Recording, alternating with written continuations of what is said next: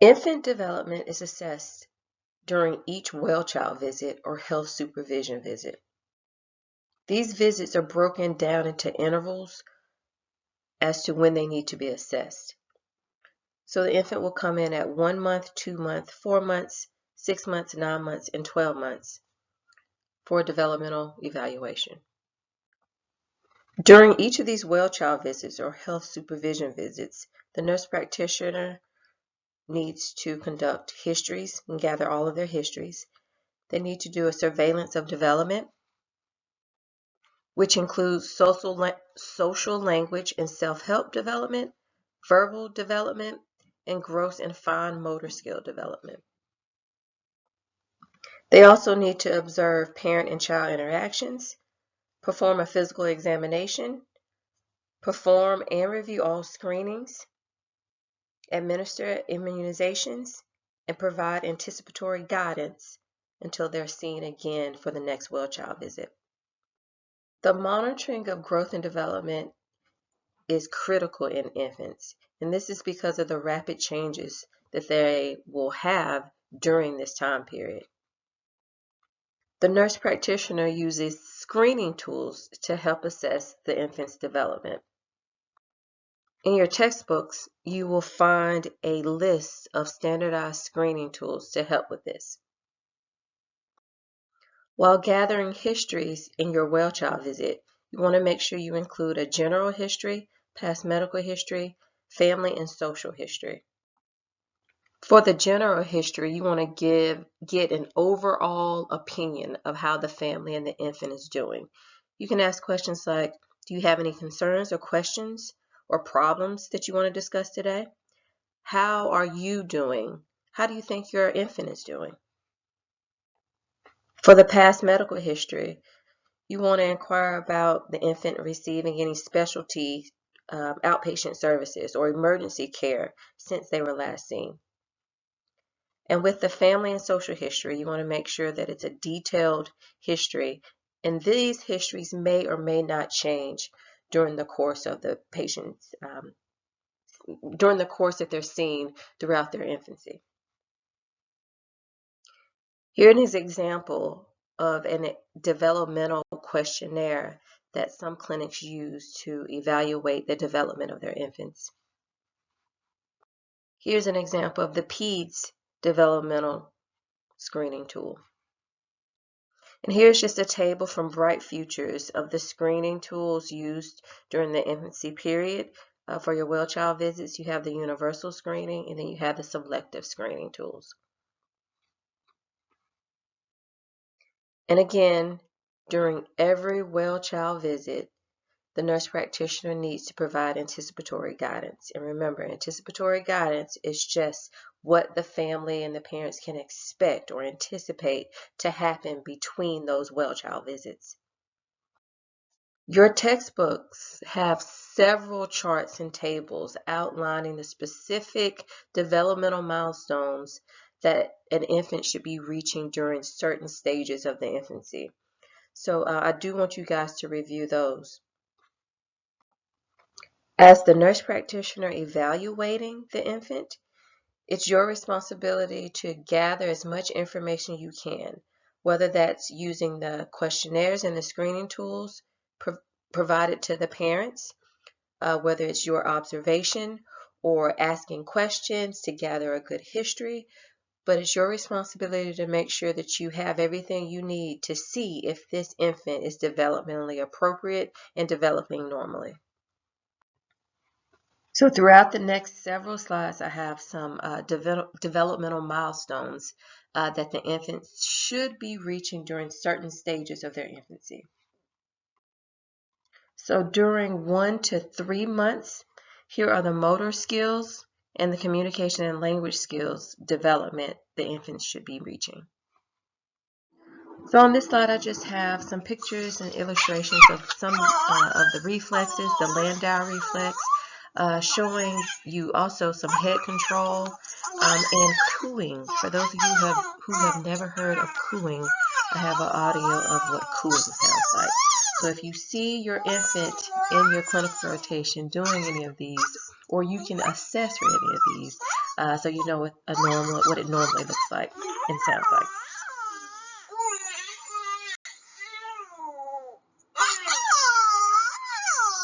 So next in your assessment of the 1 to 3 month old is the social and emotional development and the cognitive development.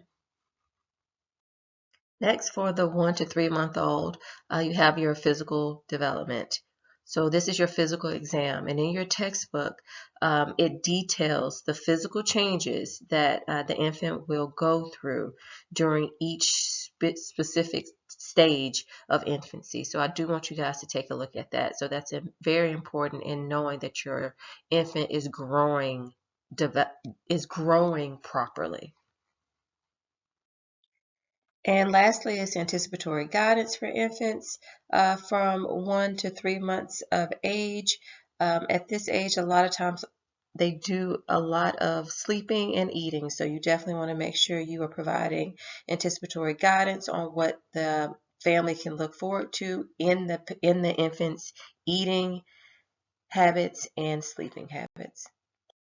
In the 1 month to 3 month old infant, we not only want parents to help promote movement and strength, but we also want to help families and parents promote language and communication. So here I have listed things that you want to encourage parents to do and to look out for regarding communication, social and emotional growth, and cognitive and environmental stimulation when it comes to anticipatory guidance. And lastly, in our anticipatory guidance, we always want to include mental health, safety, and social determinants of health. Now, in the 1 to 3 month old age infant, mental health is more towards the caregiver and the family. So you want to assess that. Always want to include safety at every visit. And then social determinants of health we want to include because things can change from stages of infancy and from times in the family's life or the infant's life. So always assessing social determinants of health in your anticipatory guidance.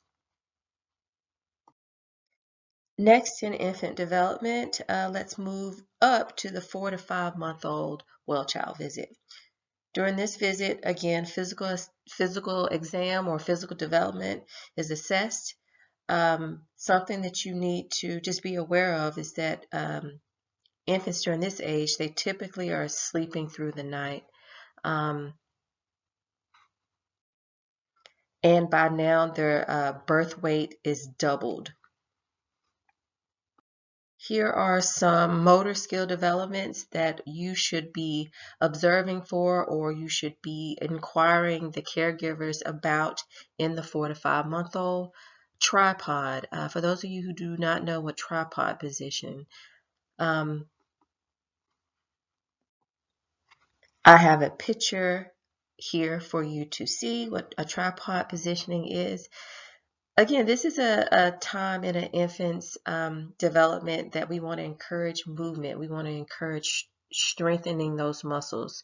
So time on the floor is very important and tummy time is really encouraged.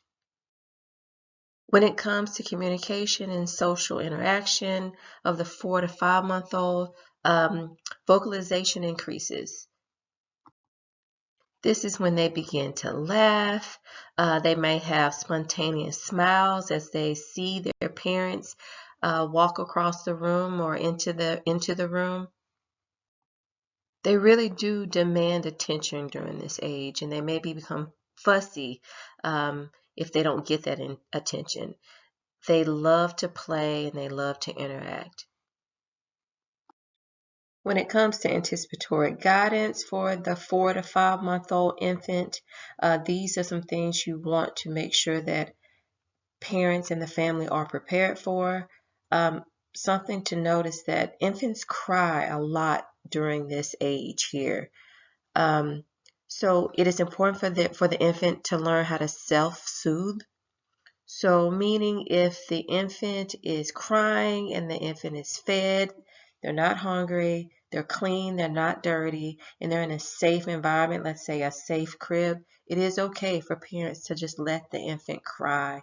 They have to learn to self-soothe. That way the family or the caregiver can go away for a second, take a quick break, and make sure that they're okay and stable enough to continue taking care of the infant.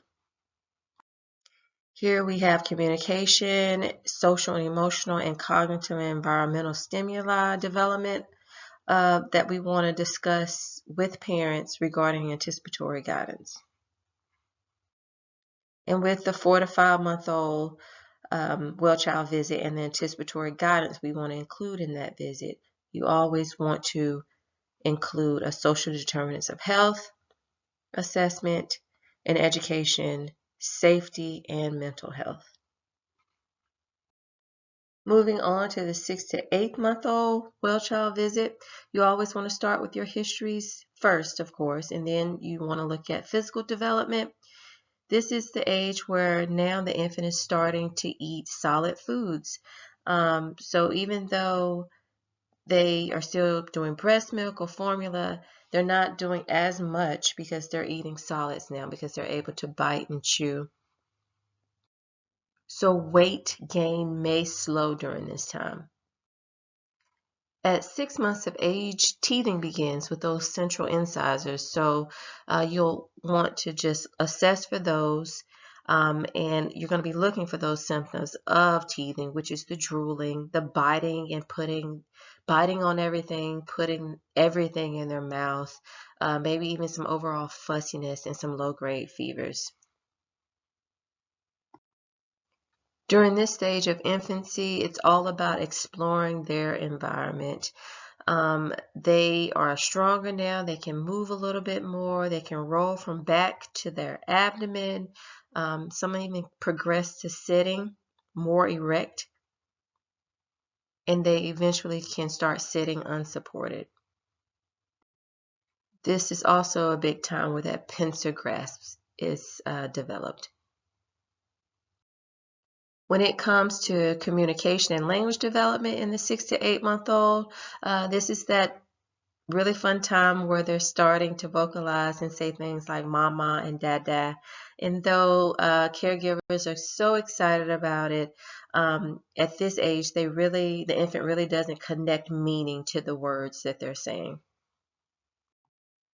But at this age, they will listen for familiar words, or they'll distinguish meaning of words through family's facial expressions and gestures, because at this time, their receptive language skills are increasing.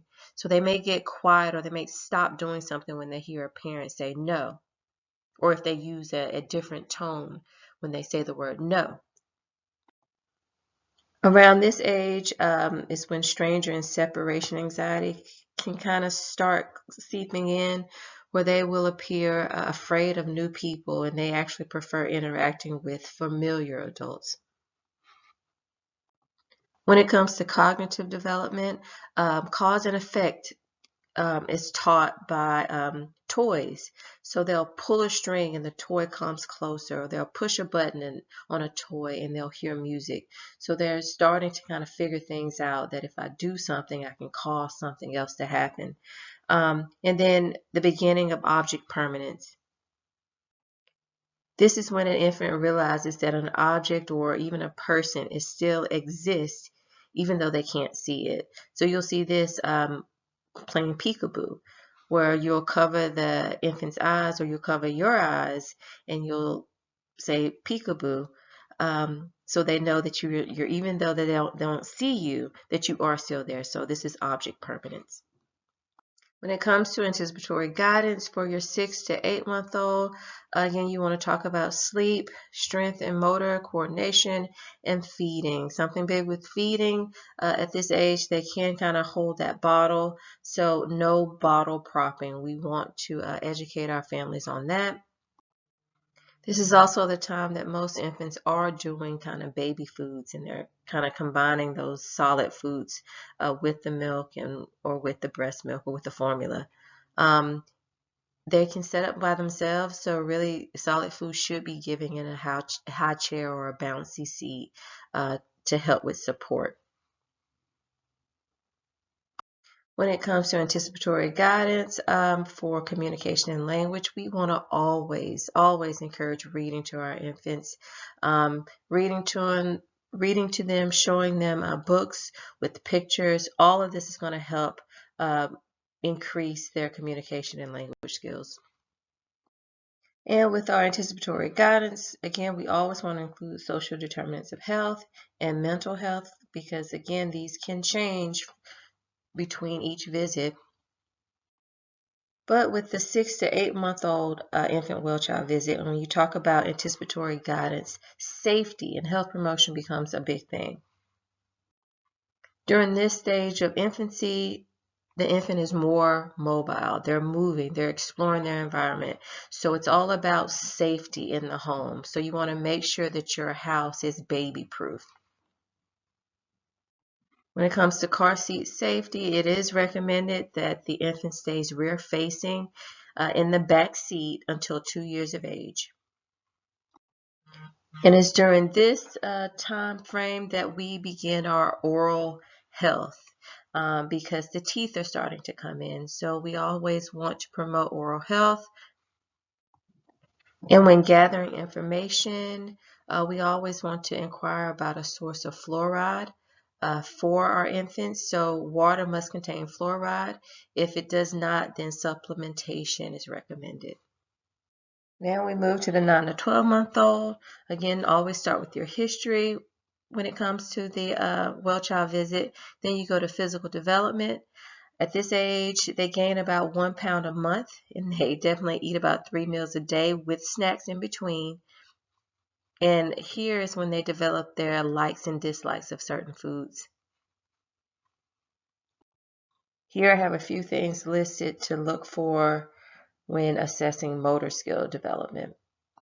Here is your communication and language development and social and emotional development for the 9 to 12 month old.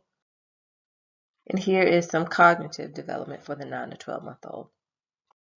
When providing anticipatory guidance for families of a 9 to 12 month old, again, always provide information regarding sleep and nutrition, strength and motor coordination.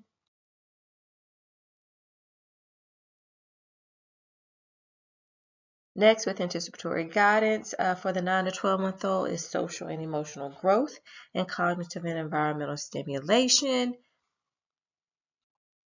During this time, they are all about themselves. They want things done when they want it. So this is a time to discuss discipline. And discipline should be used as a guidance process. So you want to question the family. You want to ask the question, what are your thoughts on discipline? Something to explain to parents is that discipline, the key aspect of it is teaching the child what you expect. When it comes to cognitive and environmental stimulation, we want the child to explore. Just make sure that the environment is safe and allow the child to take the lead in the play. And lastly, in the anticipatory guidance for the 9 to 12 month old infant, you have your social determinants of health, safety, health promotion, and mental health. Next, I just want to quickly review some of the common developmental issues in infancy and for families. And if you guys will review these in depth in your textbook, I just had a few listed here. First is sleep. In the infancy stage, a lot of what they do is sleep. They have to sleep in order for their body to grow and for their brains to develop. So if an infant is having issues sleeping, then it's a cause for concern and an evaluation should be done. Next is postpartum depression. It's so important to do those mental health checks in your anticipatory guidance and in your gathering your histories. We just want to make sure that the family and the caregivers are equipped to handle all of the stressors that come with caring for an infant. Next is feeding. And so during this time, the infant will go to being solely breastfed, and there's guidelines for that, or formula fed, and there's guidelines for that. But then slowly but surely, we're introducing solids and then different types of foods. So you do want to make sure that your infant is growing properly and has a proper nutrition and is getting everything that they need. If you find some feeding difficulties or some feeding issues or even growth issues, that needs to be looked at as well. Crying is next. So crying is what the infant uses to communicate. So there is normal, healthy infant crying, but then there's crying that's not healthy. So we use the PURPLE acronym here to describe crying that's normal. If the crying occurs out of this criteria, or there's a real strong parental concern with the crying, all of that needs to be assessed and addressed with the family. Next, we just have some red flags for infant development. Motor problems. If the child is not moving as expected, they're not meeting those fine and gross motor skill milestones, then we need to evaluate and see what's going on. Other issues we need to further evaluate would be communication problems. The infant is not babbling, does not coo. The infant doesn't react to parents when they walk in the room. They don't have the social smile. They're not laughing. If the infant is having issues like this, we want to assess, like, is this a communication issue or is this a processing disorder issue? Is there some deafness or blindness? So yet again, review these in your textbooks and just make sure that you're aware of the abnormal things and the red flags in the infant development. Here I have a list of specific risk factors for delays. So in your history or in your physical exam, if you're noticing any of this or if it's called out that the patient experienced any of these, then you're going to be looking for developmental delays because the child is at greater risk for having them. In gathering your history or conducting your physical exam, if you notice any red flags or you see anything concerning, you will want to watch the child closely and make any necessary referrals when a clear indicator is present.